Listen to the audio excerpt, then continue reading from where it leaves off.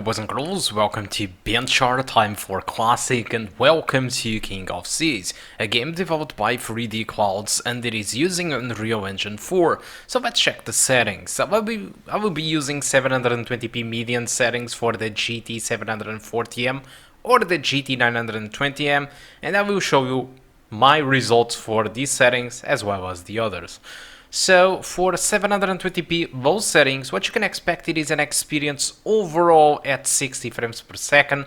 720p median, the settings that I will be using throughout this video, it will be above 30, and if you decided to go with 760p median, you can expect that the game runs overall above 30 frames per second, but it might start to drop a little bit below 30 frames per second in most demanding moments. So let's check up the requirements of the game, and as you can see, the minimum specifies that you will need a GTX 550 Ti, 4 gigs of RAM, which I do agree, and also an i5 from the 2000 generation at least, which is a quad core at 3.3.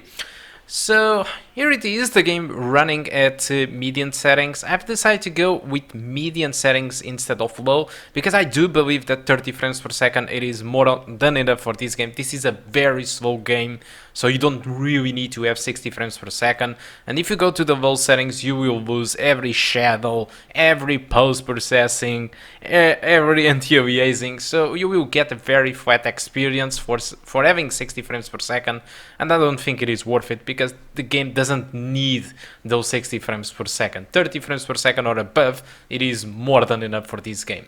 Also, this game, it is fully locked to 60 frames per second. At first I thought it was VSync, but it is not the VSync.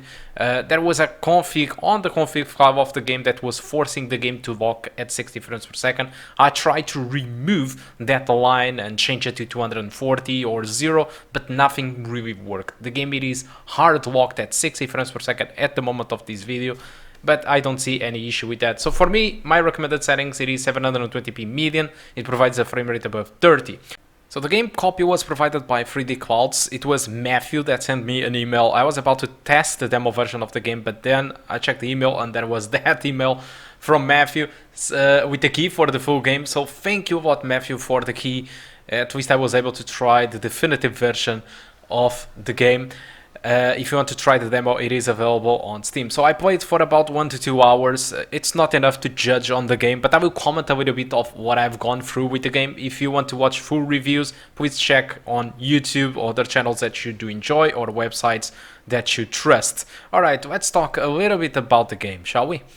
So King of Seas, it is pretty much Assassin's Creed Black Flag, but on isometric view, but with much more stuff in it. Alright, so first of all, the story. You start as a son of a king, where somebody asks you to do a deliver to the certain island, and while you spend overnight on that island before bringing your ship back to your own islands, the king, it is killed, and you are accused of killing the king, and they took your ship down, they killed your crew, and they thought they killed you, but he didn't die, and some pirates noticed that, so they rescue you, and that's about it. So you start your own game with this story, and then you start to work for the pirates, which is a big difference, and trying to understand what happens to you in the past. I don't think that the story will be the selling point for this game.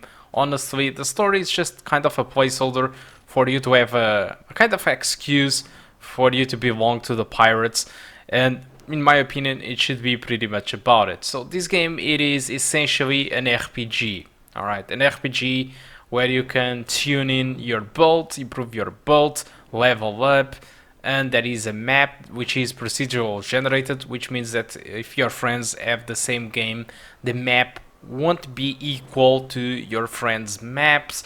So which is quite interesting. Despite the story, it is the same. The map will be different. There is a dynamic world out there, so everything, the routes change, the navigation system, so the weather just changed. There is a day and night cycle, so when there is a storm, when there is raining, It can damage your ship if your ship it isn't really prepared to face the waves of the storm and stuff like that. But essentially there are tons of stuff with this game, so power-ups, improvements to your own boat, and it is a very relaxing game because this is a very slow game where you spend, as you can see in here, tons of time traversing your ship, and especially if the wind it is against you, so you move even more slower. So yeah, it's a slow game, very relaxing game, but essentially it is an RPG.